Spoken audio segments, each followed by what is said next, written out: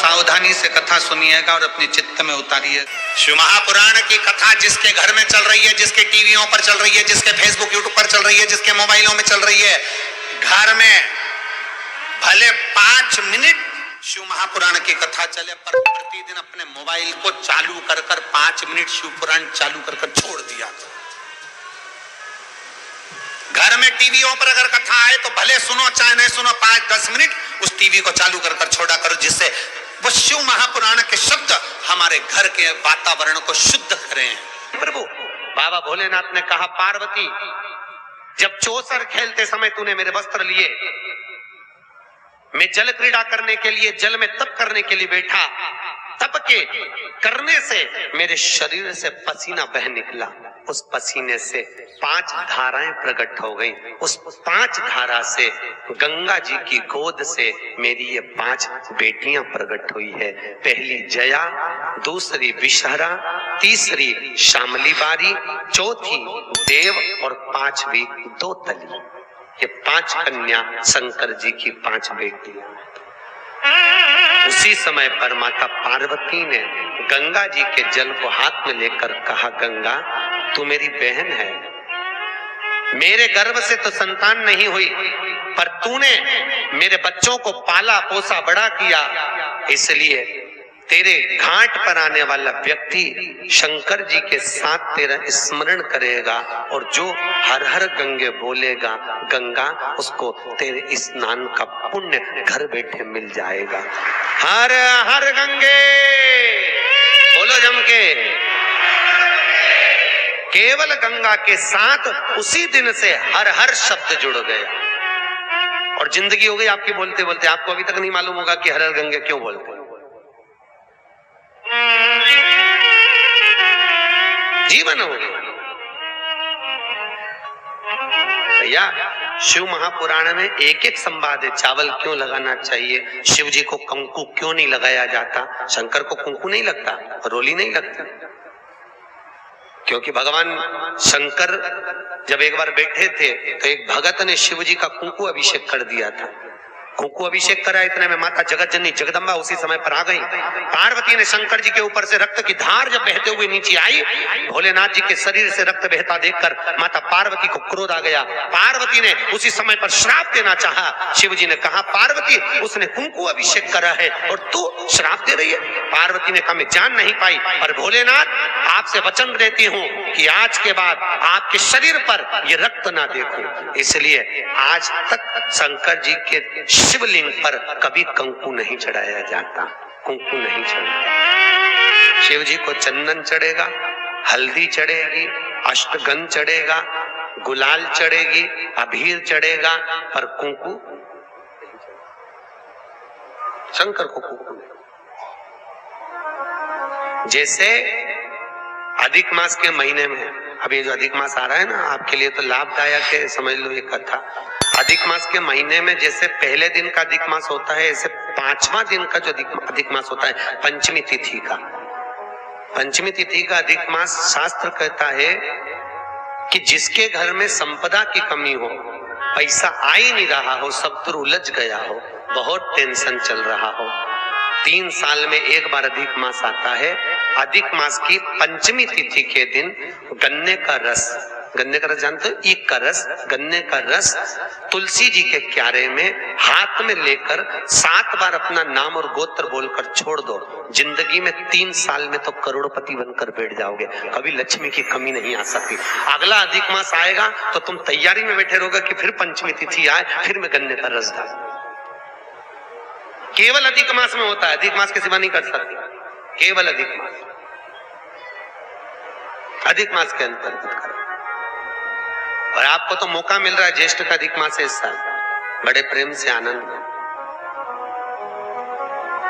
और हम तो निमंत्रण दे रहे हैं आपको कि अधिक मास में मुंबई में महेश्वरी समाज द्वारा विष्णु महापुराण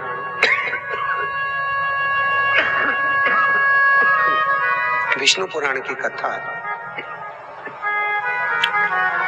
और आप सभी विष्णु महापुराण की कथा में पश्चिम मुंबई महेश्वरी भवन श्रवण करने पधार।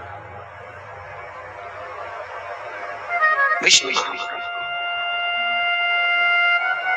अधिक मास का महीना भगवान शिव के स्मरण का माह, ठाकुर जी के भजन का महीना, भगवान नारायण के लाड़ लड़ाने का महीना। खूब प्रेम से भजन करो,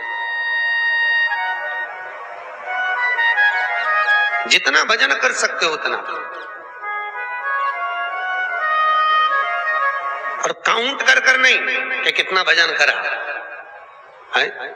कई लोग हाथ में वो बटन दबाते रहते हैं, राम राम राम राम। काउंट नहीं करना है, कर लो जितना कर सकते हो। अधिक मास के महीने में जितना पुण्य कमा सकते हो कमाओ। भजन चित्त धरी। आज शिव महापुराण की कथा कहती है, माता पार्वती के सम्मुख में पांचों कन्याओं को देखकर गंगा जी के सम्मुख में जब बात प्रसिद्ध करी, तब माता पार्वती से शिव जी ने कहा, ये मेरी 5 बेटियां हैं। पार्वती जी ने पांचों को गले से लगाया। भगवान भोलेनाथ बोले, पार्वती, ये जल की तरंगों में प्रवाहित होने के कारण इनका शरीर सर्प की आकृति में रहेगा।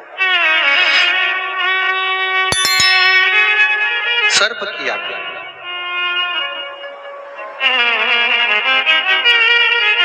और वो 5 कन्या शंकर भगवान की 5 सर्प रूप की बेटियां हुई। सर्प रूप। आज भी नाग पंचमी के दिन घर के दरवाजे पर, घर के दोनों ओर, अब इधर पूछते हैं कि नहीं पूछते मालूम नहीं, पर नाग पंचमी के दिन 5 सर्प ये बनाते हैं। 5 सर्प बनाए जाते हैं। वो शंकर भगवान की 5 बेटियां बनाई जाती है और नाग पंचमी के दिन उनकी पूजन होती है। नाग पंचमी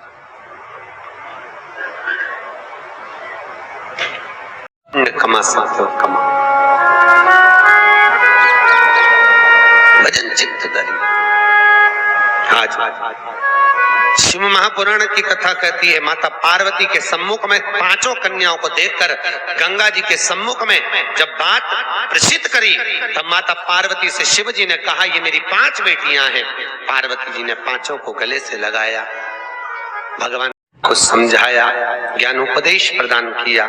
समय आया और आज भगवान शिव विराजमान थे और भगवान शंकर के नयन बंद करने पर शिव जी के नयन से बंद करते ही एक अश्रु निकला। उस आंसू से अंधकासुर का जन्म हो गया। और जैसे अंधकासुर जन्मा, माता पार्वती ने उस बालक को गोदी में ले लिया। पार्वती ने जैसी गोदी में लिया, ये मेरा पुत्र है। भगवान शिव बोले, पार्वती इसको उठाकर समुद्र में फेंक दे। पार्वती जी ने समुद्र में बालक को नहीं फेंका। महाराज मैं इसको फेंकूंगी नहीं, आपके शरीर से प्रकट हुआ है, ये आपका पुत्र है। भगवान भोलेनाथ बोले, पार्वती मेरे नयन बंद करने पर अगर प्रकट हुआ है तो उसकी कोई तुलना, कोई मान्यता नहीं। फेंक दे इसको समुद्र में। पार्वती मैया ने नहीं फेंका। थोड़ा रिटर्न बढ़ा। पार्वती मैया नहीं फेंकी। और जब माता पार्वती ने, बस ठीक है, पार्वती मैया जब नहीं फेंकी, शिवजी ने फिर कहा, पार्वती इस बालक को फेंक समुद्र में। पार्वती ने नहीं फेंका। ये आपका पुत्र है, मैं नहीं फेंकूंगी। बहुत समझाया, नहीं माना।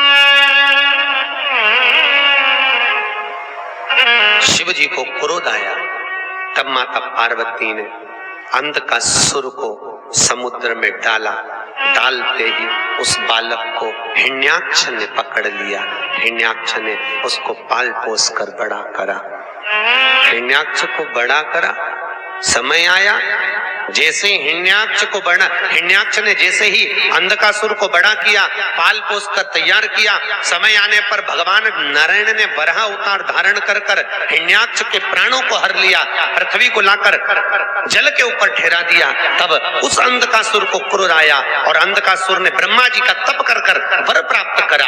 ब्रह्मा जी से मांगा, ब्रह्मदेव मैं वैसे तो वीर हूं, पर मुझे वर देना है तो वर दीजिए, ऐसा वर दो। अंधकासुर को मालूम था कि मैं अपनी मां के गर्भ से पैदा ही नहीं हुआ। अंधकासुर ने मांगा, जिस दिन मैं अपनी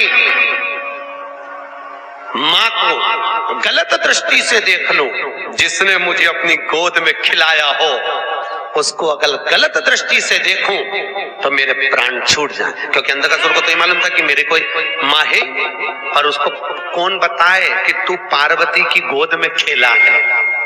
पार्वती की गोद, जिस दिन मैं अपनी मां को अगर गलत दृष्टि से देखूं उसी दिन मेरे प्राण छूटे, बस उस दिन मेरा अंतिम समय हो। ब्रह्मा जी ने कहा तथास्तु। और अंधकासुर बड़ा हो गया, आनंद सुख स्थापित हो गया, चारों तरफ सत्ता ही सत्ता अंधकासुर की हो गई, किसी को पृथ्वी पर रहने ही नहीं देता, सब घबरा गए। तब अंधकासुर ने अपने दूतों को बुलाकर कहा, जाओ सबसे सुंदर जो नारी हो, सबसे सुंदर जो कन्या हो, उससे मैं विवाह करूंगा, मेरे लिए लाओ। इतने में एक दूत बोला, जो सबसे सुंदर थी, जो सबसे अति रमणीय थी, उसने तो शंकर जी को पति बना लिया। अरे तो क्या हुआ, शिव को पति बनाया है, उसको मैं अपनी पत्नी बनाऊंगा। कहाँ रहती है? कैलाश पर। और बताओ, माँ के लिए गलत दृष्टि रखकर अंधकासुर चला कैलाश पर, और आज माता पार्वती उसी समय पर सुंदर भगवान शिव के लिए आनंदमय सुंदर भांग को घोट रही। क्यों घोट रही? कई लोग कहते हैं शंकर जी को भांग प्रिय है। कौन सी पुराण में लिखा है कि शिव जी को भांग प्रिय है? कहीं लिखा? अरे बोलो तो। पूरी शिव महापुराण में, भागवत पुराण, नर्मदा पुराण, गर्ग संहिता आदि आदि के जितने शास्त्र, जितने प्रमाण देने वाले पुराण हैं, कहीं नहीं लिखा कि शंकर जी को भांग प्रिय है। शिव को भांग प्रिय नहीं है भैया। वो तो शंकर जब आपको मालूम है ना, मंथन में जब विष निकला था, विष शिव जी ने पिया था, उसकी बूंदें नीचे गिर गई थी, उससे भांग धतूरा उत्पन्न हो गया था। शंकर जी के पास में भांग रखी है, पी नहीं रहे। क्यों? शंकर जी के पास में जब भांग रहती है, चारों तरफ से जब हवा आती है, तो शिव जी ने जो जहर पिया है उससे कंठ नीला पड़ गया है। वो भांग की हवा से शंकर जी के गले को ठंडाई मिलती है। शंकर जी भांग पीते नहीं है, पर दुनिया के लोगों ने तो शंकर जी को बदनाम कर दिया। शिव जी की प्रिय, तो शिवरात्रि पे लोग घोट घोट के शंकर जी को भी भोग लगा दे और खुद भी पी जा ले। शिव जी की प्रिय,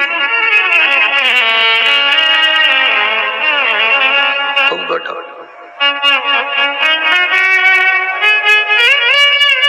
प्रियता नहीं। समुद्र मंथन में अमृत किसके हिस्से में आया था? देवताओं। विष किसके हिस्से में आया? अरे बोलो, शंकर भगवान। जो अमृत पिए वो देव, जो विष पिए वो महादेव।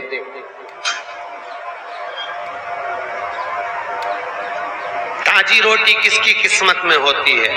घर की बहू बेटियों के। ठंडी रोटी किसकी किस्मत में होती है? घर की टोकरी के, घर की वृद्ध। क्यों? माँ भले रसोई घर में नहीं जाती, पर रसोई घर में प्रत्येक सास, आप भी सास होगी, प्रत्येक सास घर में बहू जब भोजन बनाती है तो एक बार सास घर में राउंड लगा कर आती है, चौके में देख कर आती है डब्बे में रोटी कितनी बची है।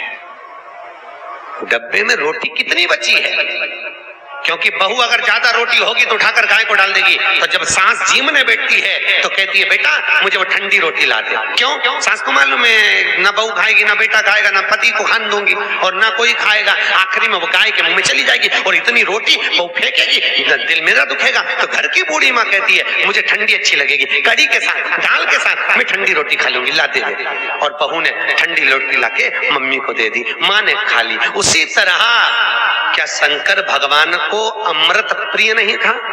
अरे बोलो तो, था ना प्रिय। अगर देवताओं को अमृत अच्छा लग रहा है तो भोलेनाथ जी को भी अमृत अच्छा लग रहा है। पर शंकर भगवान ने सोचा अगर मैं अमृत पीऊंगा तो विष कौन पिएगा, इसलिए एक काम करता हूं, तुम सब गर्म रोटी खाओ, मैं ठंडी खा लेता हूं। इसी को कहते हैं महादेव।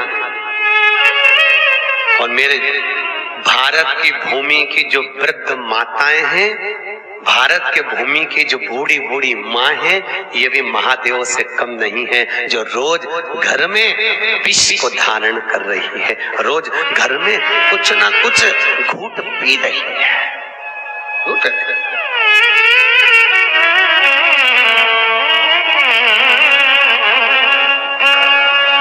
पांच बेटियों का चरित्र यहाँ वर्णन किया। अंधकासुर मां जगतजननी के सम्मुख में पहुंच गया, माता के सामने।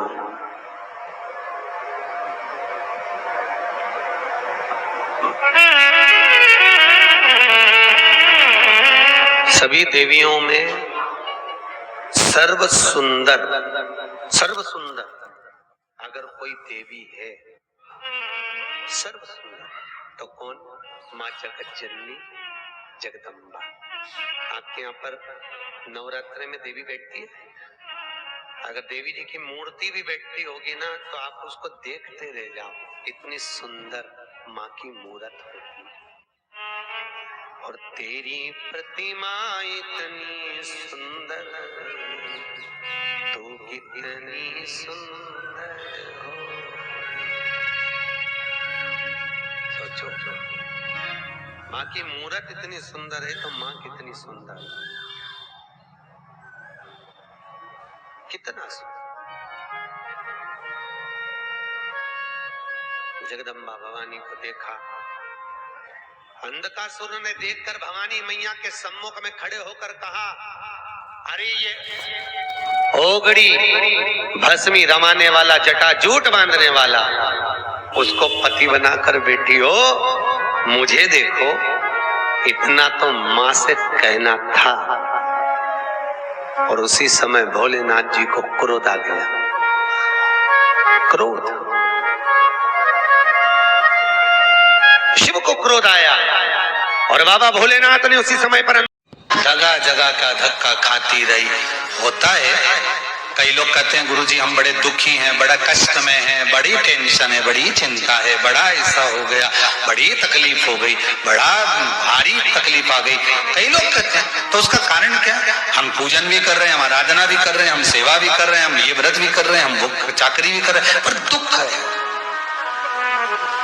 कहीं ना कहीं कोई ना कोई दोष जरूर है, और दोष ना पितृ का, ना कालसर्प दोष का, ना पत्रिका का, दोष अपने कर्म का। हो सकता है कि हम किसी ने कहा हो सेवा के लिए जाओ जरा शंकर जी के लिए मिट्टी ले आना हो तो जरा धतूरा तोड़ ला, लाए, मन में विचार करा, नहीं लाया, नहीं लाना, जाओ तुम ही लिया। होता है दोष है। सेवा मिली है तो दिल से करो, आराधना मिली है तो दिल से करो।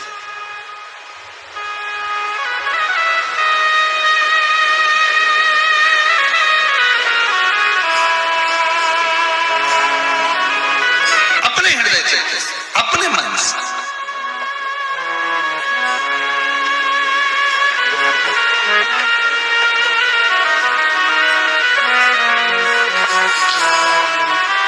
ऑनलाइन कथा में वैसे तो किसी का आना परमिशन नहीं कि आप लोग आए, अपने घर से कथा का आनंद लो। कुबेरेश्वर धाम आपको नहीं आना है, आप अपने घर पर बैठकर सुनिए, अनुष्ठान अपने घर में करिए, शिवलिंग का निर्माण करना है कल अपने घर में करिए, यहाँ नहीं आना है। आप अपने हृदय से, चित्त से। बीच में एक बार चंडीगढ़ का अग्रवाल परिवार जब ऑनलाइन कथा कराया, आप सबने श्रवण भी करी, और उसमें वो फ्लाइट से यहाँ जब पहुंचे, वो इंदौर से फिर यहाँ जब आए, तो हमने कहा क्यों आए, किस लिए आए? कि बस 2 दिन के लिए आए हैं, और आने का कारण केवल इतना है कि यहाँ कोई आया हो और उसकी थाली भी अगर हमको मिल जाए साफ करने के लिए तो जिंदगी। जिसका बेटा सीए, जिसका बेटा इंजीनियर, विदेश में सब कुछ अच्छा हो, भगवान की कृपा, धन दौलत संपदा, वो के थोड़ी सी सेवा 2 दिन की। रघुवंशी परिवार आया, हमने सबसे पहले इनको एक ही बात कही, यहाँ अगर आए हो, कथा के यजमान बने हो, अपनी माता जी के साथ आप आए हो, तो सेवा मूल, इस भूमि पर सेवा कर कर जाना, और उसका जो फल होगा वो शंकर क्या देता है कि अभी एक कथा के यजमान बने हो, भोलेनाथ चाहेगा तो न जाने कितनी कथा के यजमान बना देगा। ये उसके ऊपर, यहाँ आए हो, सेवा का मूल तत्व है, मूल तत्व करो जी। 16 सोमवार की कथा कहती है, संकट सोमवार की कथा कहती है। रानी ने दासी से कहा, दासी ने लाकर पूजन का सामान रख दिया, दासी क्यों ना लाएगी, दासी हो, कहोगे तो दुनिया का काम होगा। पहले भी कहा, आज फिर कहते हैं, 3 काम घर की बहू, घर की नारी को करना चाहिए। पहला, रोटी कोई बनाए, सब्जी आपको बनाना चाहिए, दाल भाजी आपको बनाना चाहिए। दूसरा, दूध की थैली आए, बोतल आए, या दूध का पैकेट आए, या बाजार का दूध देने वाला आए, सबसे पहले उसको हाथ में नारी को झेलना चाहिए। दूध हाथ झेले तो पूत पालना झेले, महाराज शास्त्र की रीति। दूध का पात्र अगर गैस पे चढ़ा रहे हो, आपने पात्र में अगर दूध नहीं लिया, अपने हाथ में दूध नहीं लिया, बोतल दूध की नहीं ली, पहले जो थैली में दूध आया है वो थैली दूध की हाथ में नहीं ली, तो एक काम तो कर सकते हो, दूध को आप अपने रखो, भले बाद में नौकरानी देख ले, भले बाद में दासी देख ले, पर गैस पर, रसोई घर पर, अन्नपूर्णा पर वो दूध चढ़ना चाहिए। हिंदू धर्म की रीति है, आज भी जब घर का नया घर का वास्तु पूजन होता है तो उस घर में गैस जलाकर, चूल्हा जलाकर सबसे पहले दूध उठाना जाता है।